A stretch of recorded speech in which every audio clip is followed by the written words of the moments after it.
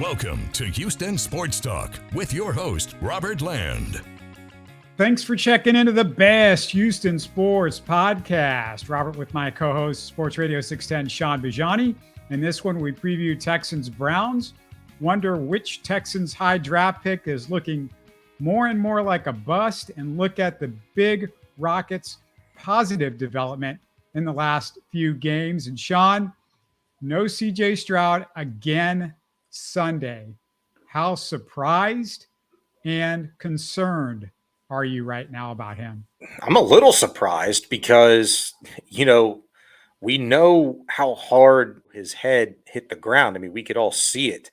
And the reason why we could see it so clearly is that the ground was wet in New York, and you could just see the moisture just bounce up with his head. And there's no question it was a hard hit, but we've seen harder hits, in our football lives, right? And so for that reason, it's just a little concerning, a little worrisome that, he's basically been declared, though the team hasn't officially said anything. We know the reports, we know what's out there. We know he wasn't on the practice field Wednesday, and the likelihood of him being out there on Thursday is slim to none too. Certainly as it's taken him this long to pass, certain phases of the protocol.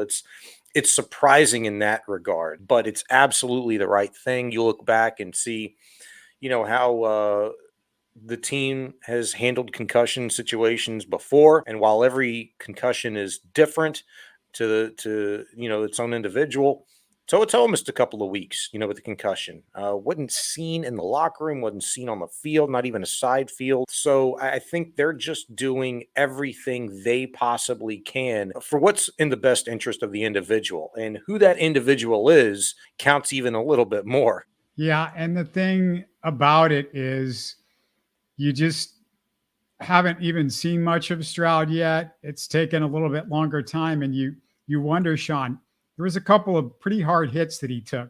Remember, they put him in the tent because the ref was real concerned. He had to come out of the game for a play a couple of weeks ago, and you sometimes wonder, did a concussion get missed when a guy's taken a little bit longer to come back from one concussion? And probably not, to be honest with you, as careful as they've been to this point. I mean, maybe it got missed. Who knows? Who's to say? And you'll probably never know. But concussion or not, a hit to the head is a hit to the head. Ultimately, you're trying to preserve the long-term health of your player, of the person, CJ Stroud. So concussion or not, to me, it doesn't make a darn difference. That play particularly should at least, be of concern, and is probably of concern, and has at least a little bit of something to do with maybe the length of time that it's taken Stroud to recover from this latest hit. So you always have to think about that. One thing we do know, and I always think back to a conversation that I had on the radio. It's probably been about 14 years ago now, when concussions really became like what they are today. It was the very impetus of that when they really became a huge talking point. We had one of the best neuro surgeons in the country in studio one night, and he talked to us for an hour about head injuries and concussions and what they do and didn't know at the time. And so I think taking all that into account, this is certainly something that is not finite. There's all kinds of, theories. There's all kinds of things that people in the neurological field disagree with each other on. So it's a very touchy thing. I'd much rather the Texans and CJ Stroud err on the side of caution than anything else. Yeah, we got to talk about some other injuries, but a quick show reminder, I got a Browns Insider coming on the show tomorrow. Make sure you're getting your notifications on YouTube to see our latest shows.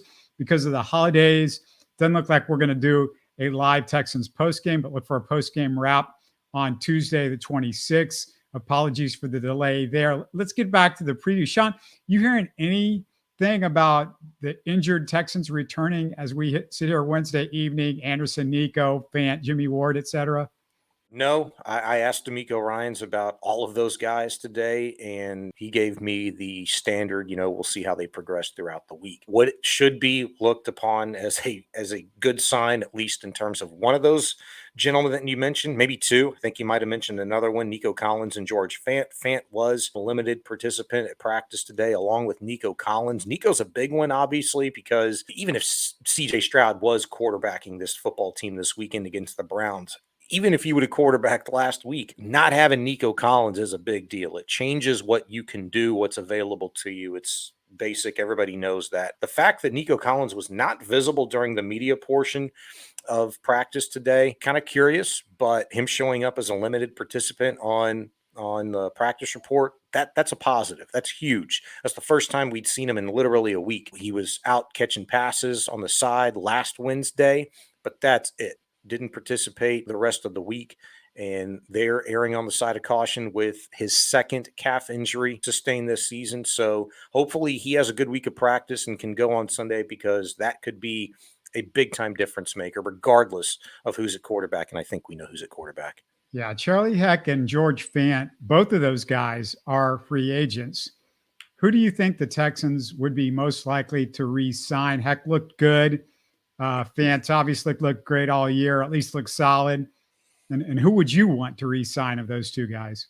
Well, I mean, I got to tell you, the guy that's been the healthiest, and look, Fant, popping up on the injury report for the first time in the last week, missing his first game all season long at a critical position, when the fourth highest paid right tackle in the league, who you made, and Titus Howard this offseason, hasn't played that position once this year. Fant's done a really, really good job in that role. He's got a hip and maybe dealing with a little sickness, I think, still. Saw him in the locker room today, looked fine to me, sounded fine to me. Boy, I thought you were going to ask me who would I rather see on Sunday. One, Fant, just because of the size, the physicality factor. He's got the most time with this offensive line this season, aside, at least in comparison to Charlie Heck. But man, who would I rather re-sign? Something tells me that Fant's comments a couple of weeks ago, when I asked him, about his future, what this season has meant to him, how he sees his career playing out from this day forward, where he just came in, signed on with the Texans thinking he was going to be a backup, and now he's shown again multiple times now in his career that he's a starting level right tackle in this league. And certainly can be in the right system. And we all know that this might not even been the perfect system for him, given the struggles of the offensive line, the run game. Pass blocking is certainly, the last few weeks, maybe notwithstanding, they've surrendered 21 sacks in a 5-game span, but he's going to get paid. If I would not anticipate it being by this team. Yeah, and let's not forget, Titus might not be back by the start of next year, coming back from that injury, so that's going to play a role. So you're basically probably dealing with one of those guys being a starter to start the year, would be my thought. Quick trivia question for you. Which running back with a minimum of 150 rushing attempts is 10th in the NFL in yards per carry? A minimum of 150 attempts is 10th in the league in yards per carry? Yes. Jeez. Yards per carry. Well, I'll go Devin Singletary. Yes, that is the answer. And I bring it up, and I think that would shock people as bad as the running game has been, because Singletary, when he's had a chance to have multiple carries, touch the ball more often, he's played really well. Hopefully, they're going to throw away the whole Dameon Pierce thing and go straight Singletary, because when they have, it's worked. But the Browns are ranked number 1 defensively against the pass, number 11 against the run, if you go by yards per game. Shaun, can Singletary continue what he did last week? And isn't he the key in this game, really? I mean, I thought he was a key, last week, to be quite honest with you, with as depleted as the receiver core was going into that game. It was vital for the Texans to be able to run the football in some capacity. I think, what Singletary did, what the offensive line did in run blocking was huge. It was what you needed. 2.0, maybe 3.0. They're going to have to be able to run the football in this game. I guess even knowing what Case did this past weekend, without Nico Collins, with Noah Brown leading the team in receptions, and Dalton Schultz maybe making the play of the year, saving the Texans season with that catch, stealing an interception away, and the Texans just breaking enough explosives, Singletary being very much a part of that, Dalton being very much a part of that, Noah various times in the game, for really one of the couple of handfuls of the time this season, the Texans didn't make good on some explosive plays. One of them ended up in a pick six. The other one ended up in a punt. Their first two explosives they were able to hit last weekend. The fact that they were able to get explosive plays on the ground, Singletary popping a 16-yard run here, 17-yard run there, 20-yard run here, those are vital. I don't know that you can necessarily expect that type of production against one of the best defenses that the Texans will have seen all season long, in my opinion, since week one when they'd faced the Baltimore Ravens. And we know from that point to here, it's a very different football team in terms of who's on the field available to them and just the overall brand of football that they're playing. But you got to have some semblance of a run game. To me, it's all going to be set up by what the Texans can do on first and second down. If they can stay out of third down, which they've shown the propensity to do so when they're hitting big plays through the air, terrific. But you've got to be able to set yourself up for more third and manageable type situations, 3rd and 3, 3rd and 4, and be able to rely on your run game, at least make it a fabric of your offense at that point in time. Need to make a quick apology to Brevin Jordan in the postgame. I gave him the blame for the holding call that killed the Singletary touchdown in overtime. I think I got the 8-9 confused. As I'm sure everybody knows, it was John Metchie. Shaun, have you seen anything from John Metchie that makes him worth the second-round draft pick? I know he's had the cancer and he's coming back from the injury that he had right after at the end of his college career. But is there anything there? Because it's a little bit frustrating because this is where he should be taking advantage of his chance. He's got a real chance here. I mean, I'd be lying if I said yes, at least in terms of the context of the question. Has he been worth a second round pick? I mean, the answer's, a resounding no at this point in time. And yeah, I mean, we know everything that he's gone through, but he's ready to move on from that, has been ready to move on from that. And he wants to keep it strictly about football and his performance. And his performance has not been good. His route running has not been up to snuff. It's been pretty apparent there. I think his speed off the line, his ability to create separation, it just hasn't been there. Yeah, that's one of the things I was going to bring up, because it'd be something if at least Metchie was getting explosive punt returns or end arounds, but a practice squad available, Steven Sims, gets opportunities there.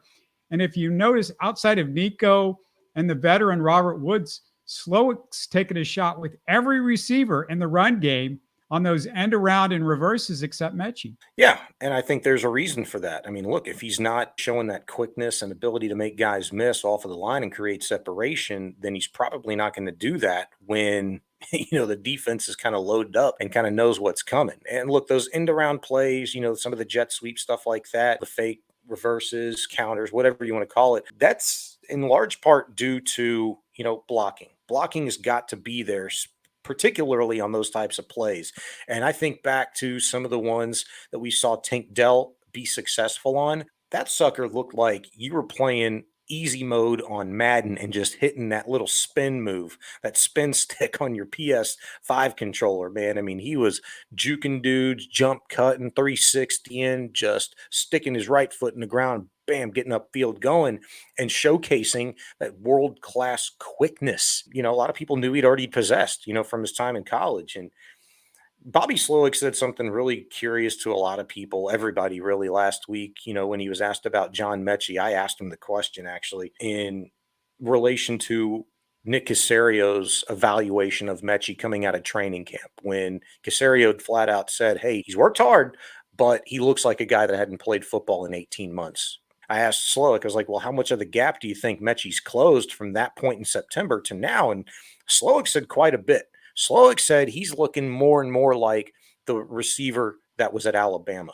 You got to love, coaches, confidence and things like that. And that's really what it's all about. But if he was to really be 100% honest, I think he's seeing probably the same thing we think we're seeing. And that's a guy that, needs more time. And I'm not ready to call him a bust by any stretch right now. To me, this is a year that is not as pivotal coming in as next year is for a guy like John Metchie, who has a full year for the first time in almost 2.5, where it can be nothing but just about football.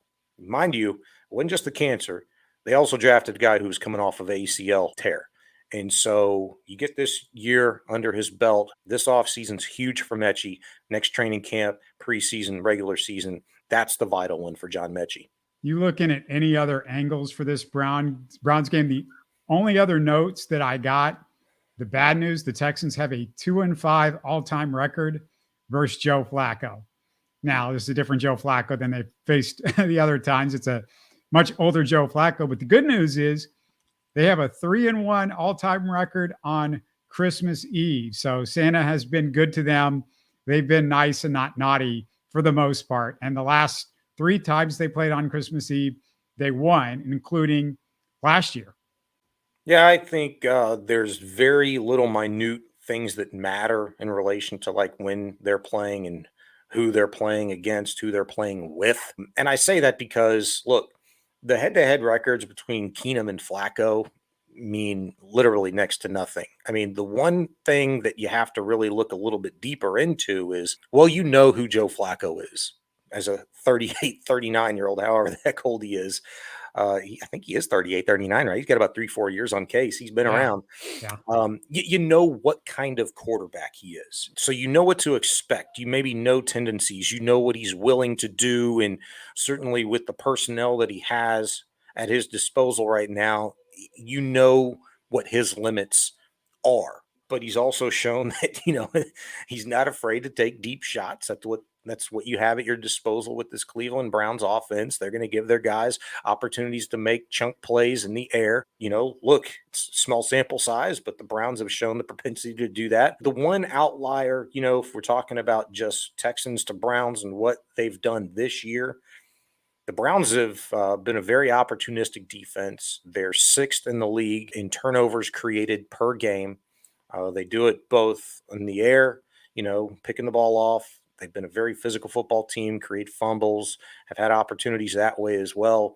I look at a guy like Case Keenum, case in point, last week, he was who he is, a guy that is going to take risks. Getting put on his butt with the ball in his hand is the last thing that Case wants to do. And if he has an opportunity to give a receiver a shot to make a play, he's going to do it, i.e. Dalton Schultz. That worries me a little bit. If the Browns are able to dial up consistent pressure and force Keenum to operate out of the pocket or uncomfortably in a tight one where he's got to step up and make some risky throws, try to fit balls into tight windows, I worry about this Browns defense taking advantage of that and making a play or two. And do you think that Case at all, maybe learned something last week because he hasn't started in a while, he hadn't thrown those opportunities, and he's got to realize maybe the arm strength isn't there because he made some throws on the sideline that just, almost didn't get there and could have been a disaster. I mean, I think he knows exactly what he's capable of. He talked about it on the Manning cast on Monday night. They asked specifically about that play that they'd taken him out, put Mills in, and he said, well, dude can sling it. I can't. But I also thought too, it's like, well, they know what they're going to do. They're going to take a shot, and the Texans were not willing to let Case stay in there and possibly take a hit. That's really why I thought they pulled him. And turns out Davis is the one that took a hit and got sacked, and that was just kind of a hand-in-face moment. But I think Case absolutely learned something. And it's one thing, the guy literally last started, this was crazy to me, right? And you know this, everybody does. The last game that Case had started in the NFL for anybody came 2 franchises ago when he was a backup quarterback with the Cleveland Browns towards the end of the 21 season. Played January 9th, 2022, actually won a football game for the Cleveland Browns that weekend. But now on his 3rd different franchise within a calendar year, that to me was, one of the more crazy things. Of course, he's learned something. You get to do something for the first time in a long time in back-to-back weeks. A veteran guy, smart guy like Case, who told us, Robert, you remember exclusively this version of the West Coast offense is the greatest hits, and who better to operate and orchestrate a particular game, albeit the next biggest game of the Texans season, that version, Case Keenum. And I think he knows that. He knows his limitations, but he's also proven over the course of his career he's not going to be a guy that's afraid to take shots. Yeah, when we think of cases like, oh, he's this 95-year-old grizzled veteran. Tom Brady, 35, come on. he's 35. Tom Brady had 3 Super Bowls after he turned 35. Aaron Rodgers was going to the Pro Bowl. Aaron Rodgers is now 40 years old. He's going to the Pro Bowl the last few years before he came to the Jets. So, yeah, Case Keenum, he's older, obviously, but it's like there's a new paradigm really with quarterbacks and age right now in the NFL. Yeah, Case, he's got a little weight in areas that he didn't used to have weight in, when he was quarterback in the Cougars back in the day, and even the Texans the first go round. But dad bod, he's definitely a dad. He's rocking the dad bod for sure. But if we're calling a spade, Case has never been a guy who was going to win a Mr. Universe competition for his physique. All right, let's just be honest. But he's obviously kept in good enough shape to where he can run this offense and execute a boot as good as anybody. So for that reason, as fun, exciting, and at times last week as vanilla in terms of results this offense was, I would expect a little bit better of execution from Case in the Texans' behalf this week, especially if they have Nico Collins at their disposal. It's felt like a playoff game really last week, or it felt like one. It for a month. Feels like one this week. Like every is. I mean, can they lose this game? Do you think? I mean, theoretically, you could. You really could. Look, you lose this game before last weekend's game. You said 3-1 down the stretch. These last 4 games. That's obviously still very much in play. You feel a lot better about the Titans in a couple of weekends than you did 2 weeks ago before you'd played them initially, because you possibly could have broken them as a team this year. Literally, you almost broke Will Levis on one of the final few plays of the game. Derrick Henry, you held him to 0.6 yards per carry in the run game, and you made NFL history in doing it. So I think in that regard and many more, and you probably, look, you stricken them of any playoff hopes, period. So what's the likelihood of Jeffrey Simmons being good for next weekend's game when they play the Texans at home? You have to look at all those factors. So you feel good about that one. The Colts, that's just a team that ain't going to go away, man. That Week 18 game, I think no matter how you slice it or dice it, it's going to mean something. Is it going to mean the division? Is it going to mean the 7th and final seed in the postseason within the AFC? I think the Texans can afford to lose this game, but if we're being 100% real talk about this, man, the Texans lost the ability to fully control their own destiny the day they lost against the Jaguars, and really when they lost against the Jets. Those 2 losses in a row took it out of their hands completely, and they knew they were going to need help elsewhere. And the fact that the Colts continue to win football games, the Browns continue to win football games, and look, you're tied with the Jaguars. They're beat up a little bit offensively. Trevor's not the same guy. There's hope, but I'd rather see them win out. And I would feel a heck of a lot better about that if CJ Stroud was at quarterback, no doubt about it. But the fact that despite what the Texans are missing, Robert, offensively, defensively, they got to be able to dial it up again. You're going to have to almost neutralize that Browns defense with your defense. Can the Texans find an opportunistic way to flip the field, get points on defense or special teams? To me, that in some degree for the Texans or the Browns will be a difference maker on Sunday.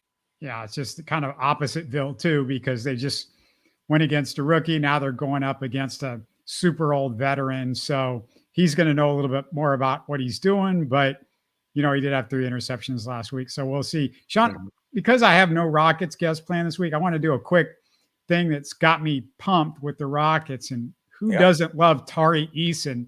We're recording this before the Hawks game, so hopefully this trend continues. But in his last 5, these are the averages, last 5 games, 28 minutes per game, which you hope that trend keeps going up. Hopefully he's got this injury that They keep listing him as questionable, and you're hoping that that's going to eventually go away. But 52.5% from the field, 50% from three, 15.8 points, 10 boards, 2.2 steals. And this is the big one for me. The Rockets are a plus 37 with Tari on the floor, plus 37 with him on the floor in those 5 games. And most importantly, Shaun, he's closing games. He's closing the games now. Yeah, no doubt. He's been one of the most pleasant surprises, I think this season for the Rockets. The thing is with Tari, and what I thought from as soon as I started watching him last year is there's no other way to say it. The guy affects winning. Yeah. Like he's doing 14 different things that are positive. And it's not about the fact that he's got great moves. It's not about the fact that he's like a super scorer. All they ever talk about with Jalen Green is scoring. And the thing is, Jalen doesn't do much of anything else at all. But Tari Eason is doing everything else. He's stealing. Go ahead, say it. Shots. He's just havoc. He's just a havoc maker. He's picking up the slack, and there's a lot to pick up in regards to Jalen Green's game. I think you made a great point in terms of the kind of culture guy that Ime Udoka was looking for. Dude was already here. And then he went out and got one with Dylan Brooks. He went out and got another one with Fred VanVleet. He went out and got one with Jeff Green. There was a dude in Tari Eason that already existed in. And I think, as you're watching this season play out, as much as people are surprised by this turnaround in style of play and culture and grittiness and toughness with this Rockets team, it's starkly different than what we've seen from this organization the last 3 years. Tari, being a young guy like so many others on this team, there's elements there with others, Jabari and Alperen and all of them really, except for Jalen. He just doesn't seem like – he seems like the odd man out in terms of like a real fit for the culture, the style of play that Ime wants and needs out of this organization, this team. And so it's still early. I still think, Jalen has an opportunity to turn it around and, figure out how to be a professional. And that means, I don't mean it to sound so generalistic, but in preparation, in working on the finer aspects of his game, if that means, working on spacing defensively, when to be aggressive, when not to be, just the fundamental aspects defensively, but the fundamental aspects of shooting the basketball, taking instruction, working on mechanics, not being afraid to change something. I think, we expect a little bit much of these young players, keeping in mind the culture that they'd come from. Over the last couple of years, particularly with Jalen, this is a shock to him, and I hope it's a big one. I hope it's a whole bunch of humble pie he's having to eat, but there's a lot of basketball left this season. I think he can figure it out. It may not be pretty along the way, but I think he can figure it out. Yeah, I don't think the guy necessarily isn't humble. My concern, and you can go back and listen to me talk about an extended thing with Jalen we talked about early in the season, and none of what I said there has changed. My big concern with Jalen is I'm not seeing the stair step to the game. I'm not seeing the basketball IQ.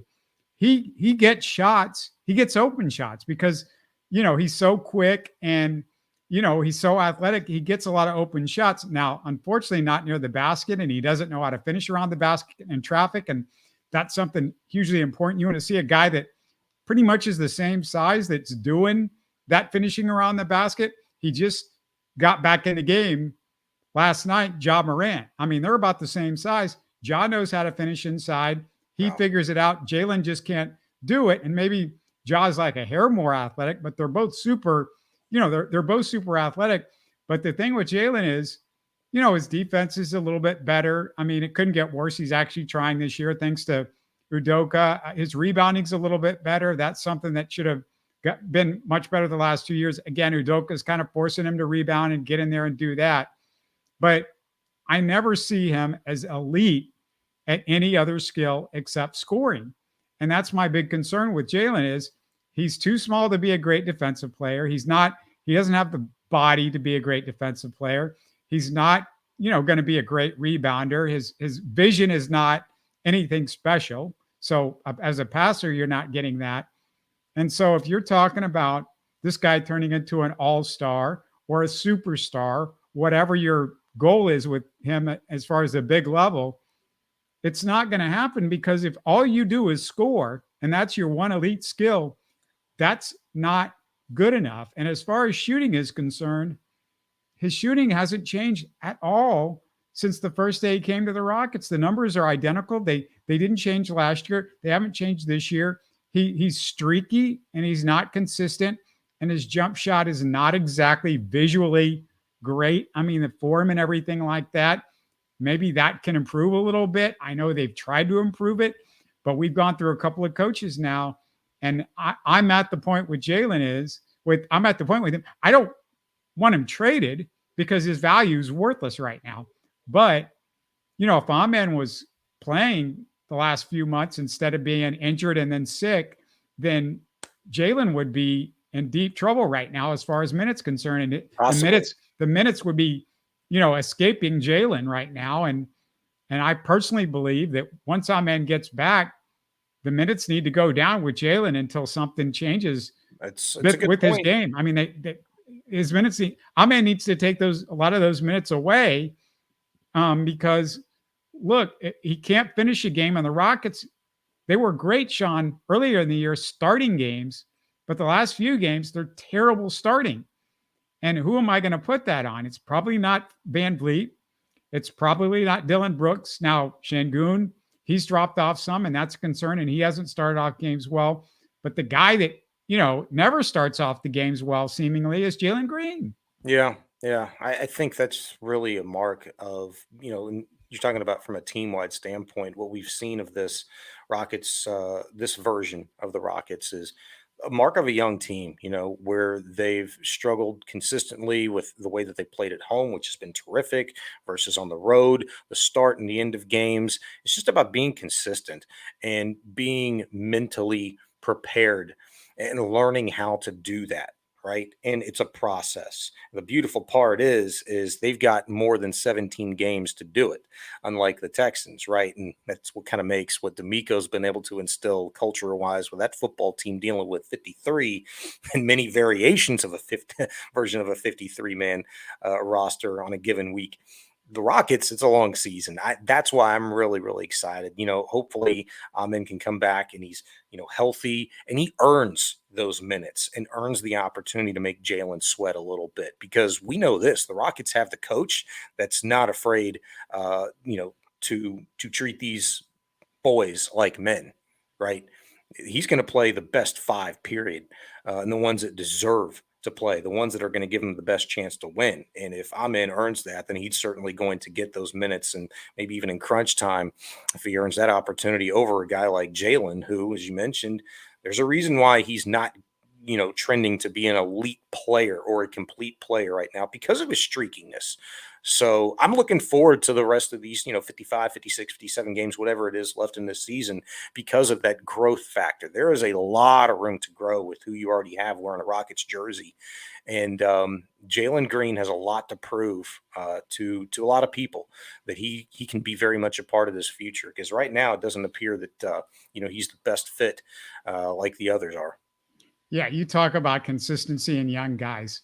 And there is a difference to me between what we've seen with Tari and Şengün and Jabari over the last couple of years and Jalen. And the difference to me is the consistency with those guys is not good. It's inconsistent. There's this and that with those guys for the most part.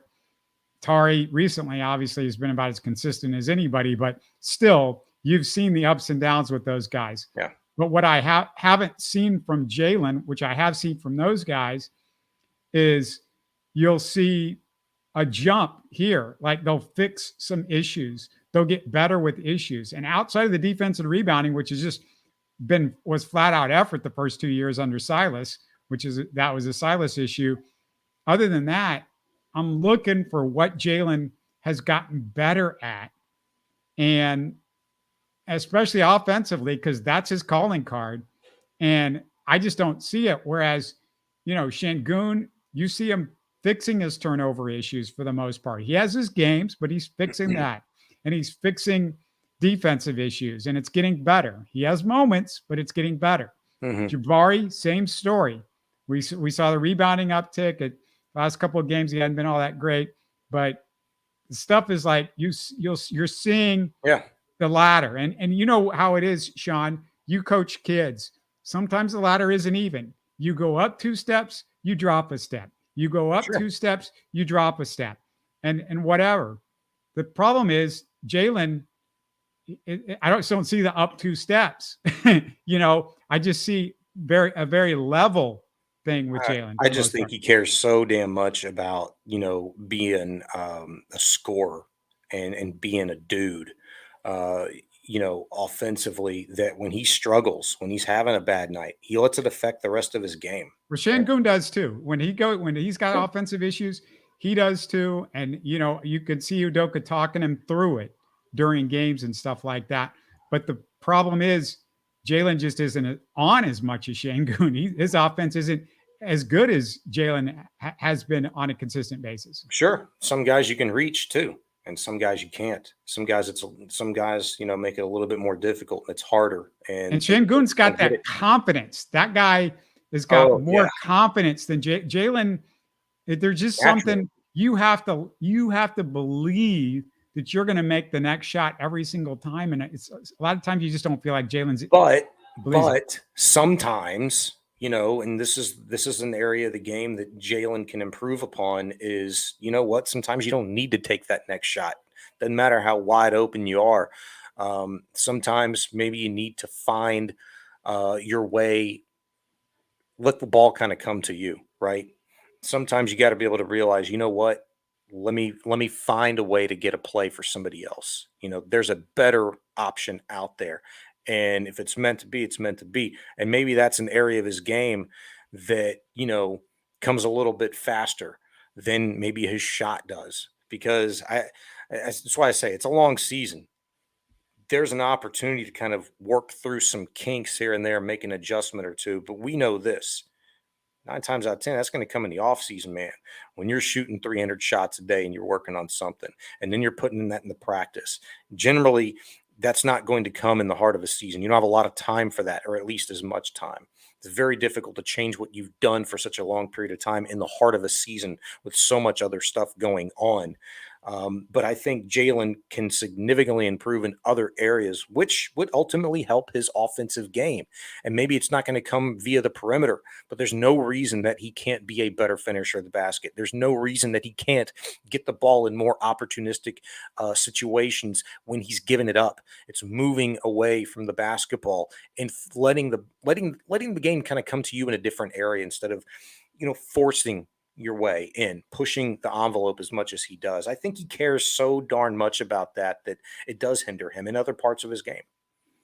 Bottom line for me is, if I'm putting a bet down on it, I'm pushing all in that it's just not going to happen for Jalen. He's not going to turn into that all-star. There's just too much that I've seen not to believe in.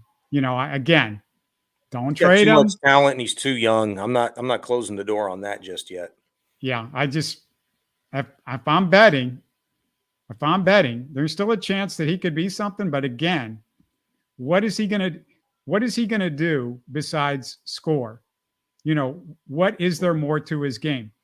Well, just to give you an example, Shaun, Zach LaVine with the Chicago Bulls, and you hear a lot of people go, "Well, look, it took Zach LaVine a long time to become a really good basketball player," but Zach LaVine, he's on the market right now, and there's not a lot of interest in Zach LaVine because guess what? All he does is score. And the funny thing was, he got hurt a couple of weeks ago, and the Bulls are practically winning every single game without Zach LaVine in the lineup. Right. And that's the thing is like, yeah, if your goal for Jalen is Zach LaVine, then that's a guy that just doesn't impact winning enough because, again, it's points, and that's it. And you got to be able to do other stuff to really be a great player today. 100%. All right. Well, that's all we got. Again, look for us to do a wrap up on Tuesday of the Browns game. And also, don't forget that we're going to have a guest tomorrow talking about the Browns and the Texans, a good insider on the Browns end, and he'll give us some other angles to this game. But otherwise, everybody have a great Christmas, and we'll talk to you again soon. You're listening to Houston Sports Talk.